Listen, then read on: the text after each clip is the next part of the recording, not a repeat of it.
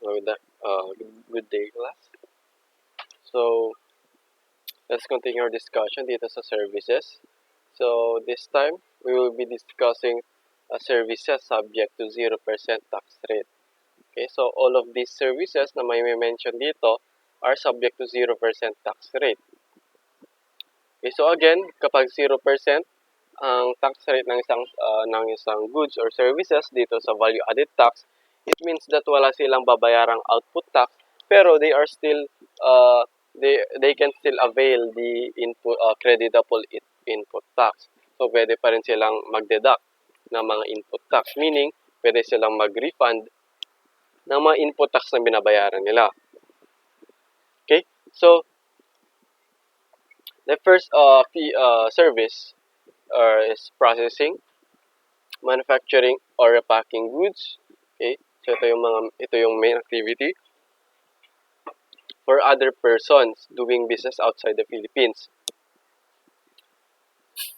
Which goods are subsequently exported. So in-export yung goods na na-pack natin or na manufacture where services are paid for in acceptable foreign currency. So foreign currency ang binayad sa atin and accounted for in accordance with the rules and regulations of Bangko Sentral ng Pilipinas. Okay, so bale ito, processing, manufacturing, and repacking of goods para sa isang customer na nasa outside of the Philippines na pinambayad sa atin na yung goods na pinrocess or rinipack natin is na-export.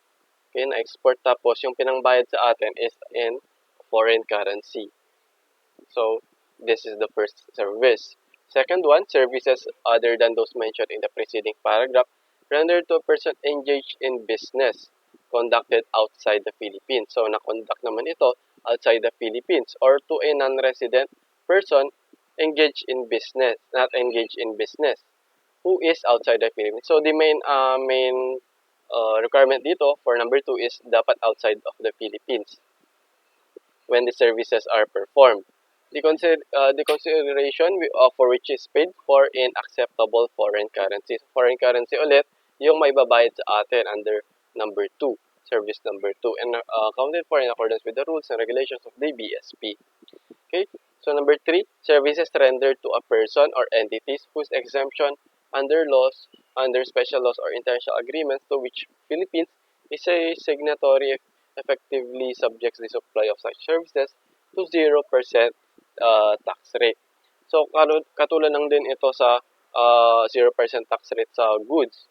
Right? So, in this case, services naman na under sa special laws or under sa international agreement, okay, under sa international agreement, nasa subject ang mga services or special services na yon, specific services na to, subject sa 0% tax rate. Number 4, services rendered to persons engaged in Philippines. Engaged in Philippines,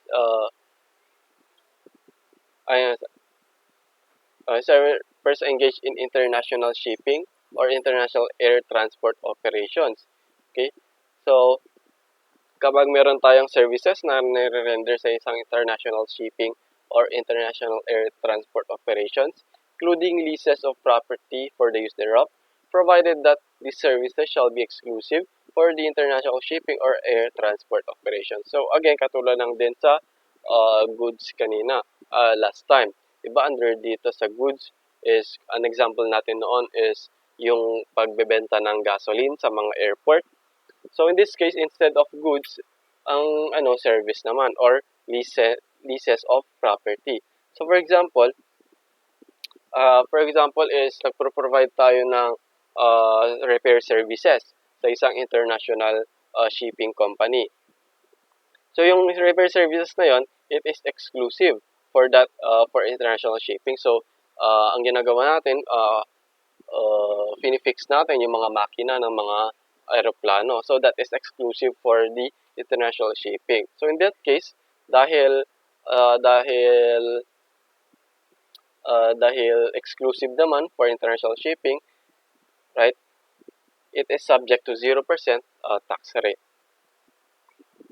Number 5, services performed by subcontractors, okay, or contractors. in processing, converting, or manufacturing goods for an enterprise whose export sales exceed 70% of total amount of production. So, uh, this is for those services. Okay, services performed by subcontractors to an export-oriented enterprise or an enterprise na yung out of all the sales, 70% of it comes from export sales. Right? So, nag-example na ulit tayo nito noon.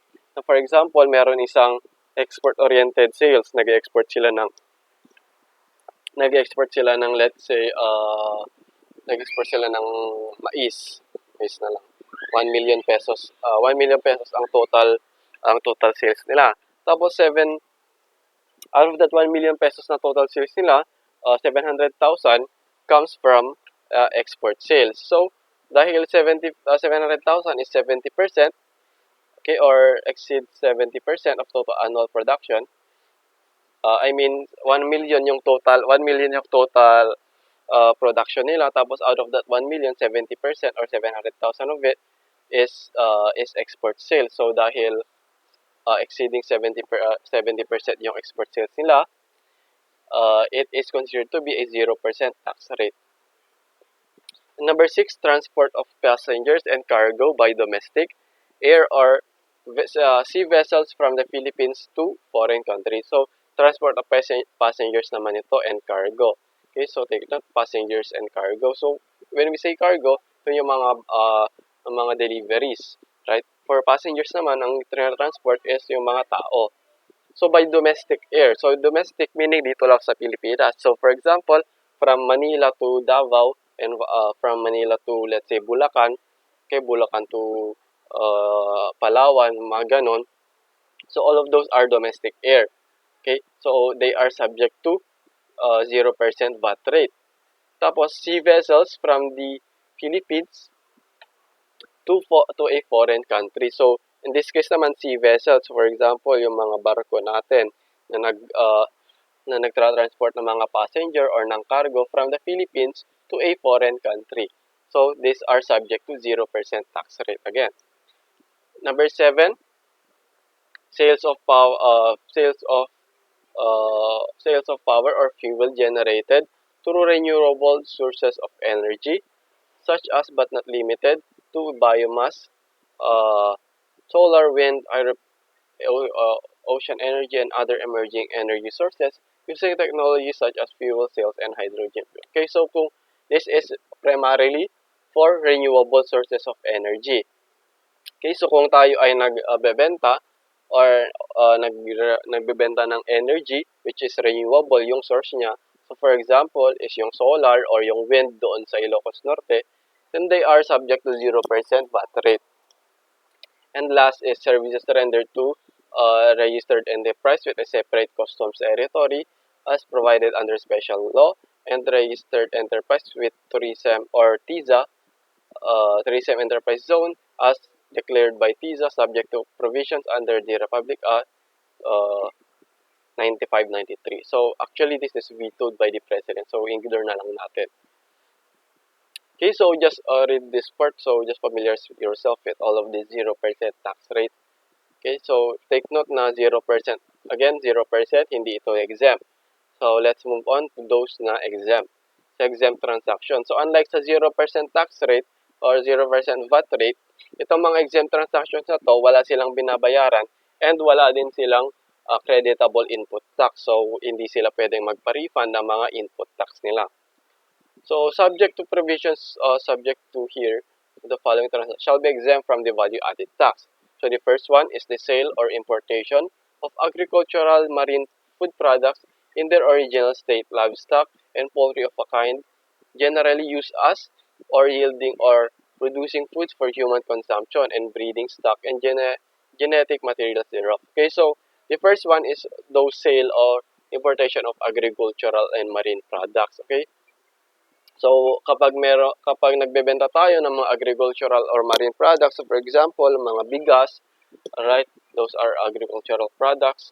Mga sardinas, mga isda, those are marine food products in their original state. So, take note, original state, so walang nagbago, dapat hindi ito let's say hindi ito na i-pack, okay, hindi ito na i-plastic, hindi ito na i-can, so nasa original state to, hindi sila na i-process, hindi sila na naluto, okay? So kung naluto na 'yon, that is no longer in their original state. So dapat original state ang mga marine agricultural and marine products to be considered exempt. Aside from those, livestock and poultry used for human consumption. So for yung mga manok, yung mga baboy, mga baka, for as long as for human consumption, they are considered to be exempt. Okay? Uh, Products classified in their shall be considered in their original state even if they have undergone simple processes of preparation or preservation for the market, such as freezing, drying, salting, broiling, roasting, smoking, or stripping. Polished and or husked rice, corn, grits, broken sugar, molasses, or salt shall be considered in their original state. So, ito lang yung mga exemptions na pwede natin gawin sa mga agricultural and marine products. So, pwede natin i-freeze, right? Yung mga frozen, they are still considered to be in their original state. Yung mga dry, they are still considered to be in their original state. Yung mga na-salt, yung salt and broiling, pati roasting pala. So, basta simple roasting lang and not necessarily na yung talagang lutong-luto na. Kasi kung naluto na talaga, it is not considered to be in the original state. Smoking or stripping. So all of these are considered, kahit na nagawa ang mga ito, original state pa rin ang considered.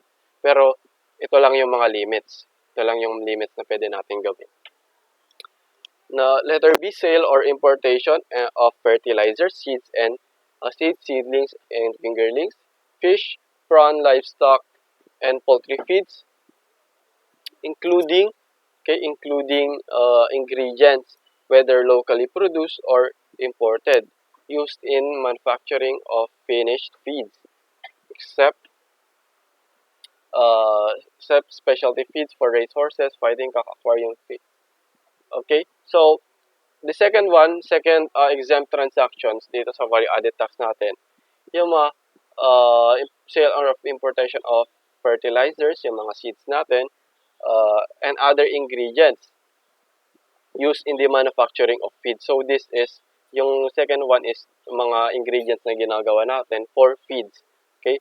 Except for, okay, ang exempt dito, ang hindi exempt na feeds are those specialty feeds for race horses, fighting cocks, and aquarium zoo animals. Okay? So, ang mga feeds lang na pwede natin, ang feeds lang na exempt is yung mga ginagawa or kinakain ng mga manok, mga baboy, those that are not considered to be as pets. Kasi kung feeds na kinakain ng mga alaga natin, ng mga pets natin, then they are not exempt, hindi na sila magiging exempt. Okay? Same goes with yung mga race horses, fighting cocks, and aquarium fish, and zoo animals. So all of these are not exempt feeds. Letter C, importation of personal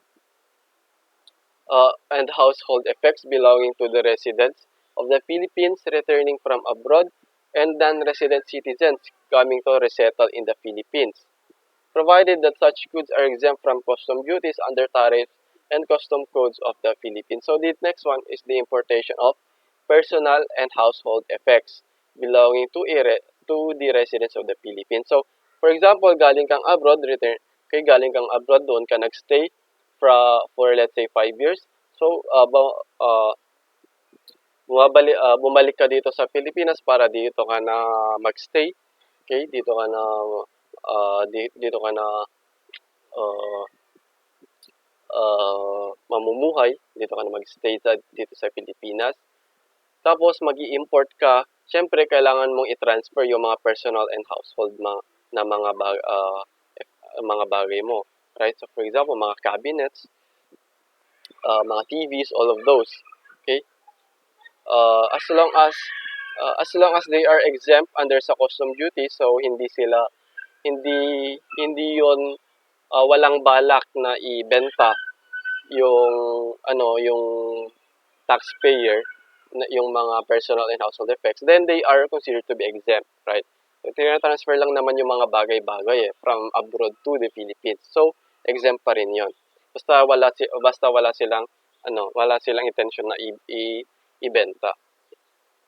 Letter D, importation of professional instruments and implements, tools of trade, occupation or employment, wearing apparel, domestic animals, and personal and household effects belonging to persons coming to settle in the Philippines or Filipinos or the families and descendants or non-residents of or citizens of other countries, and such parties hereafter referred to as overseas Filipinos in quantities and of the class suitable to the profession, rank, or position of the person importing sila for their own use and not for barter sale. So, it is lang din, connected silang dalawa.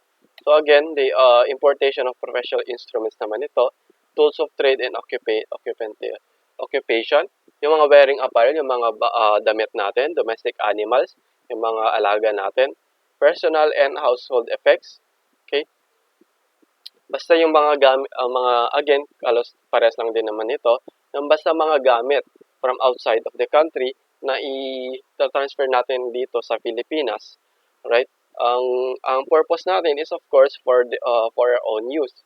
Hindi natin ito balak na ibenta or i-barter. Okay? So letter E, services subject to percentage tax under Title 5. So alam naman natin ito, yung mga services or mga services na may subject na sa mga specific percentage taxes are hindi na sila subject sa value-added tax. So, in effect, exempt na sila. Letter F, services by agricultural contract growers and milling for others of palay into rice, corn into grits, and sugar cane into raw sugar. So, this is in regards to the agricultural services. Okay? So, yung mga milling, yung mga milling or yung mga pag-convert ng palay into rice, yung corn into grits, and sugar cane into raw sugar. Yung mga services na to, they are exempt from value-added tax. G, medical, dental, hospital, and veterinary services, except those rendered by professionals. Okay, so these are also again self-explanatory naman. These are these are exempt from value-added tax. Educational services rendered by private educational institution, DepEd, CHED, TESDA, and those rendered by government educational institutions. So yung mga educational services natin, exempt din sila sa value-added tax. Okay, so yung mga yung mga DepEds natin, yung mga CHEDs, TESDAs, and other private educational institutions are exempt from value-added tax. Letter I, services rendered by individuals pursuant to an employer-employee relationship. So in this case, this is for compensation. So kung nagre-render ka ng services for your job, right? This is for compensation. Then kung isa kang employee, it is exempt from value-added tax. So, wala namang value-added tax ito. Ang meron lang dito is yung income tax. Letter J, services rendered by regional or area headquarters established in the Philippines by multinational corporations, okay, which acts as supervisory communications and coordinating centers for their affiliates, subsidiaries, or branches in the Asia-Pacific region and do not earn or derive income from the Philippines. So, regional or area headquarters lang to by a multinational corporation. So, ang purpose lang nila is for supervisory communication and coordinating services. So, wala silang talagang na-earn na income from the Philippines. That is why they are not subject to value-added tax. Transactions which are exempt under international agreements to which the Philippines is a signatory under special except those under presidential decree So yung mga exempt under sa mga international agreements lang to. And letter L, sales by agricultural cooperatives duly registered by the Cooperative Development Authority or CDA to their members, as well as sale of their produce, whether in its original state or processed form, to non-members. Their importation of direct farm inputs, machineries, and equipment, including spare parts thereof, to be used directly and exclusively in the production and processing of their produce. Okay, so this is for agricultural cooperatives naman. Okay? Yung mga binebenta ng mga agricultural cooperatives to their members. Okay? Dapat members lang ang pinagbentahan nila dito. Kasi kung hindi members ang pinagbentahan nila, it is not exempt. Subject na to sa income tax and business tax kapag hindi members ang pinagbentahan nila. Okay?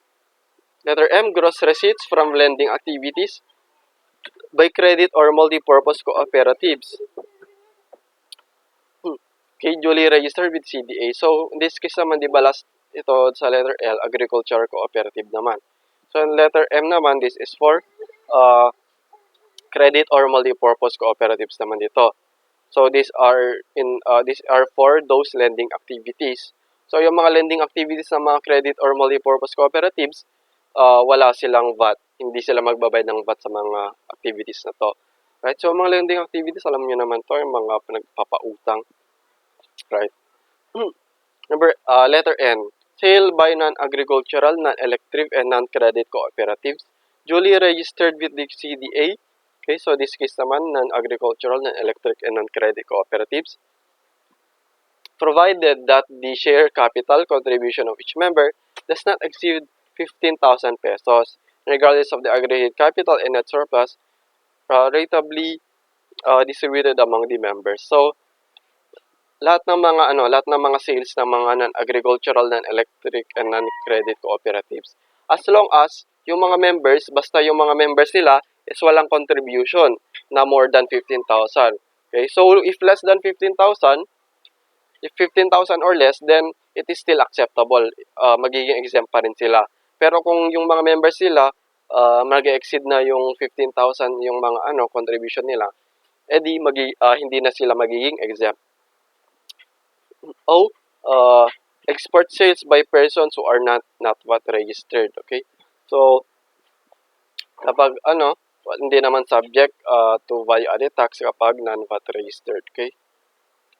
Sale or of real property not primarily held for sale to customers or held for lease in the ordinary course of business or real property utilized for low cost and socialized housing as defined by Republic Act 7279, otherwise known as Urban Development and Housing Act of 1992, other related laws. Residential lot valued at 1,500,000 and below, housing lot other residential valued at 2,500,000 and below. Okay, so this in this case naman, these are for sale of real properties not primarily held for sale to customer. Okay, so this is for those properties for those businesses na hindi real estate yung business nila na nagbenta ng mga properties. Siyempre kung hindi ka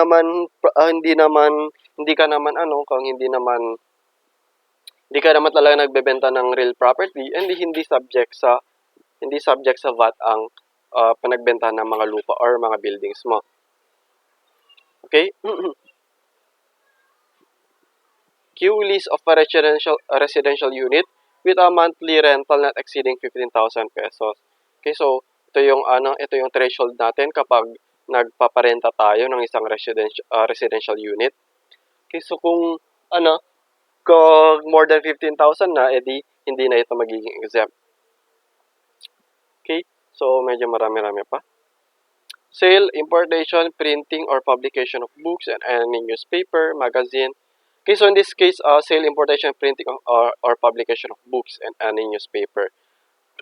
So, this is the main part Basta printing, selling, importation, or basta newspaper, magazine, review bulletin, and others, it is exempt from value-added tax.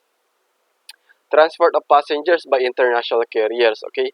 So, kapag 'di ba, uh, kanina sa 0% tax rate, domestic carriers, yung natin, yung transport of passengers natin, right?